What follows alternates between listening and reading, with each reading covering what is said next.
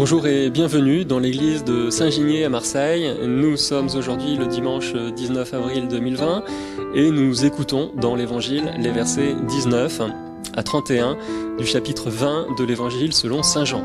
L'apôtre Thomas finit par voir de ses propres yeux Jésus ressuscité. Je ne sais pas si vous vous en êtes rendu compte, mais chaque année, durant cette première semaine de Pâques, eh bien, nous relisons le chapitre 20 de l'évangile selon Saint Jean.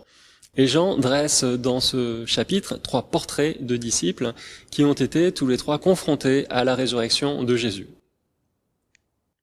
Il y a d'abord le disciple bien-aimé dans l'évangile du dimanche dernier, dimanche de Pâques.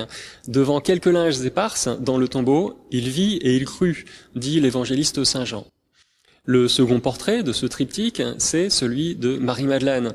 De retour devant le tombeau, elle rencontre le ressuscité et dans sa joie, elle s'élance vers Jésus, mais Jésus lui dit « Ne me retiens pas, cesse de me toucher, car je ne suis pas encore monté vers mon Père. » C'était l'évangile de mardi dernier. Et aujourd'hui, nous retrouvons l'apôtre Thomas, qui n'était pas présent le dimanche de la résurrection. Dans la semaine, il a rencontré les apôtres qui lui ont dit que Jésus était ressuscité. Il veut bien croire, mais seulement à une condition. Et je cite, « Si je ne vois pas dans ses mains la marque des clous, si je ne mets pas mon doigt dans la marque des clous, si je ne mets pas la main dans son côté, non, je ne croirai pas. » Et finalement, Jésus va lui apparaître le dimanche suivant et l'invite à constater par lui-même la réalité de la résurrection.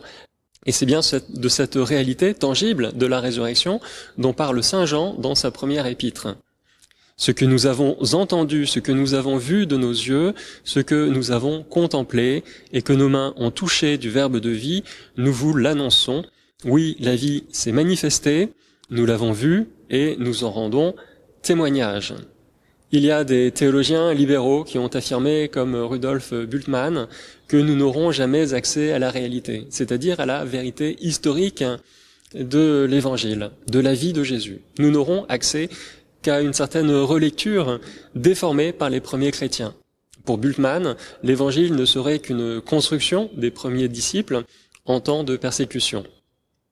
Cette théorie a fait malheureusement fureur dans les années 70, dans les milieux protestants surtout, et cette théorie a été particulièrement nocive pour la foi des chrétiens. C'était le soupçon généralisé à l'égard de l'Évangile, érigé en théorie. Pourtant, je voudrais rappeler que la résurrection, ce n'est pas simplement une théorie, c'est bien une réalité. D'ailleurs, Luc va commencer son évangile en disant, je cite, « J'ai décidé, moi aussi, après avoir recueilli avec précision des informations concernant tout ce qui s'était passé depuis le début, d'écrire pour toi, excellent Théophile, un exposé suivi, afin que tu te rendes bien compte de la solidité des enseignements que tu as entendus. » Et la solidité des enseignements que tu as entendus. Solidité, en grec, c'est le mot asphaléia. Alors vous reconnaissez l'origine certainement du mot asphalte, c'est dire la solidité de notre foi fondée sur une réalité, la résurrection de Jésus. Autre preuve de la résurrection de Jésus, nous savons que cette semaine, après la mort de Jésus, à la Pentecôte, à Jérusalem, un petit groupe de disciples proclame haut et fort la résurrection de Jésus. Mais 25 ans plus tard, la même foi s'est répandue dans tout le bassin méditerranéen aussi vite qu'une traînée de poudre.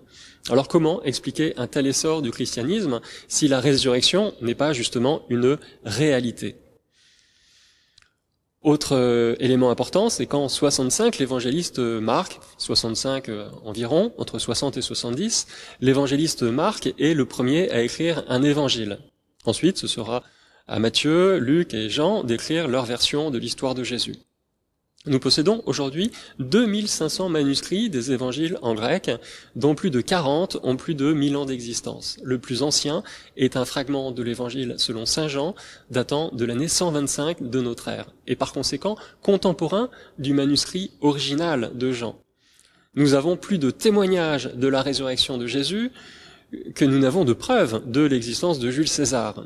Et pourtant, nous continuons de vivre, pour la plupart d'entre nous, comme si Jésus n'avait jamais existé, comme s'il n'était pas ressuscité. Quand le disciple bien-aimé se penche également à l'intérieur du tombeau, Rappelez-vous cette scène de l'évangile selon saint Jean. Le premier portrait du triptyque, il s'aperçoit que les linges sont posés à plat. Cependant, il n'entre pas. Simon-Pierre, qui le suivait, arrive à son tour. Il entre dans le tombeau, il aperçoit les linges posés à plat, ainsi que le suaire qui avait entouré la tête de Jésus, non pas posé avec les linges, mais roulé à part à sa place.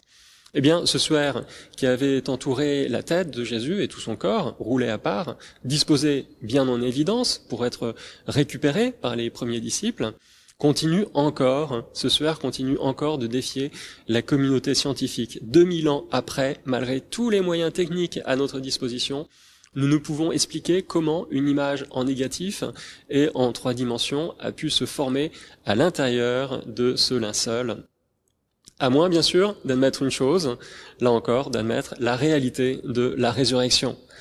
Alors bien sûr, à travers ces quelques arguments, il ne s'agit pas de rationaliser la foi et de tout expliquer par la raison, mais il s'agit de s'inscrire dans la démarche de Thomas qui demande à toucher Jésus. Au-delà du doute dont il a fait preuve, parce qu'il a posé un ultimatum à Jésus, il y a quand même chez lui la volonté de faire lui-même l'expérience du ressuscité. Et ça, c'est une bonne chose. Dans le groupe des apôtres, il ne veut pas être un témoin de seconde zone. Il veut constater par lui-même, par ses yeux, par tous ses sens, la réalité de la résurrection. Si nous-mêmes, nous demandons dans notre prière à être des témoins solides de la réalité de la résurrection, si nous insistons, comme la pauvre veuve de l'Évangile, dont Jésus vante la persévérance, en disant « Demandez, vous recevrez, cherchez, vous trouverez, frappez, il vous sera ouvert », eh bien, je ne doute pas que nous aussi, nous ferons l'expérience de Jésus ressuscité, de la réalité de la résurrection.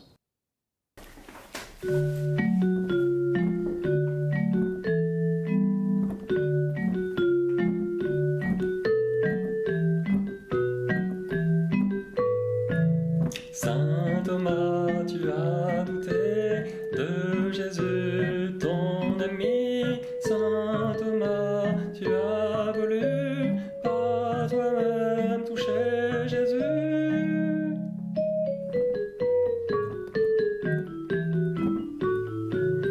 Je suis pauvre et hésitant, je suis faible et perdu. Tu me fais de ta grâce qui jamais ne se lasse.